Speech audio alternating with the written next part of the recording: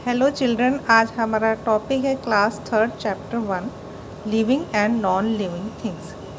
Living things वो चीज़ें होती हैं जो हमारी चारों तरफ होती हैं, जिनमें जान होती है, जिनमें जीवन होता है। There are lots of things around us, some of them have life. जिनमें जीवन होता है उन्हें हम लिविंग थिंग्स कहते हैं। जैसे human beings, plants and animals are living things. Human beings जैसे इंसान हैं, पेड़ पौधे हैं, जानवर हैं, इन सभी में जीवन होता है, इनमें जान होती है, तो ये सब लिविंग थिंग्स की कैटेगरी में आते हैं। उसके बाद है non living things. Non living things वो चीज़ें हैं जिनमें जान नहीं होती, जीवन नहीं होता। There are many things which do not have life. These things are called non living things. इसमें आप नॉन लिविंग थिंग्स में आपके एग्जाम्पल आ सकते हैं, जैसे कि चेयर, टेबल, बैट बॉल। आपके चारों तरफ कुछ ऐसी चीज़ें होती हैं जिनमें जान नहीं होती, जिन्हें आप एक जगह से दूसरी जगह खुद रख सकते हो, वो खुद एक जगह से दूसरी जगह मूव नहीं कर सकती। इसमें कुछ लिविंग थिंग्स के फीचर्स होते हैं, जैसे कि लिविंग थिंग्स अभी मैंने बताया था, लिविंग थिंग्स मूव।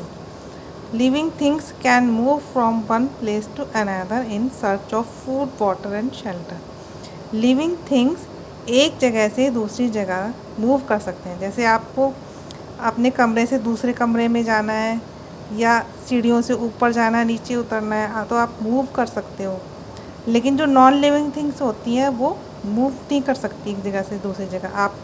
अगर आपके पास चेयर रखी है तो वो एक ही जगह फिक्स रहेगी जब तक आप उसको उठाकर दूसरी जगह नहीं रखोगे। लेकिन लिविंग थिंग्स मूव कर सकती है, हम लोग एक जगह से दूसरी जगह जा सकते हैं।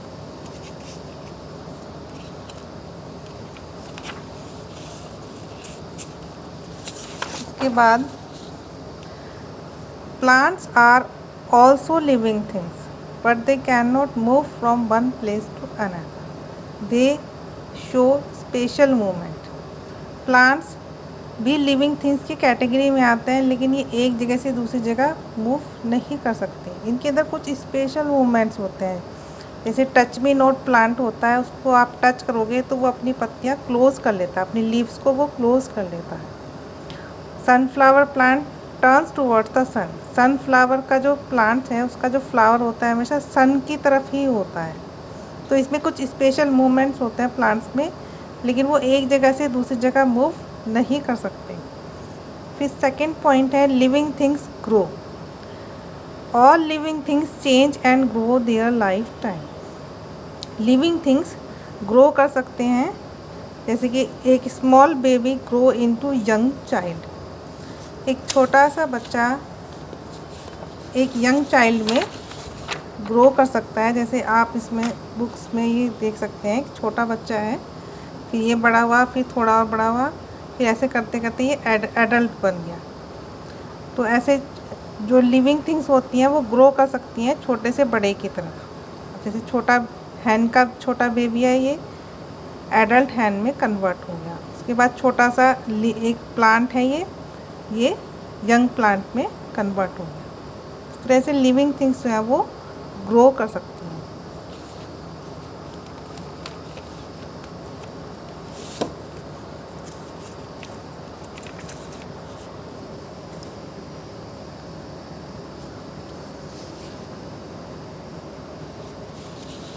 उसके बाद थर्ड पॉइंट है इसमें, living things need food and water. Living things को फूड और वाटर की ज़रूरत पड़ती है। जैसे हमें जीने के लिए हमें पानी भी चाहिए, खाना भी चाहिए, उसके बिना हम जी नहीं सकते। तो living things need food and water to work, grow and remain healthy. हमें हेल्दी रहने के लिए भी, ग्रो करने के लिए, कोई काम करने के लिए भी हमें फूड और वाटर की नीड होती है।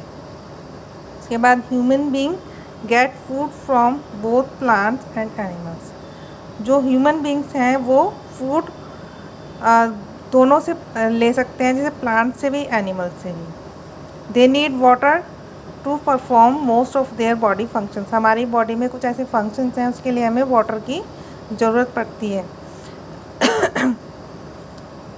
वो जैसे कि आप प्लांट से हम जैसे वेजिटेबल्स और फ्रूट्स मिल सकते हैं हमें, और एनिमल से हमें एग मिल सकता है, और जैसे नॉन वेजिटेरियन फूड होता है वो सब एनिमल से मिलता है। उसके बाद animal have to search for food and water. They eat plant flesh of their animals or both. Animals को फूड और वाटर के लिए सर्च करना पड़ता है, मतलब उन्हें एक जगह से दूसरी जगह मूव करके जाना पड़ता है, कहाँ से उन्हें पानी मिलेगा, कहाँ से उन्हें खाना मिलेगा।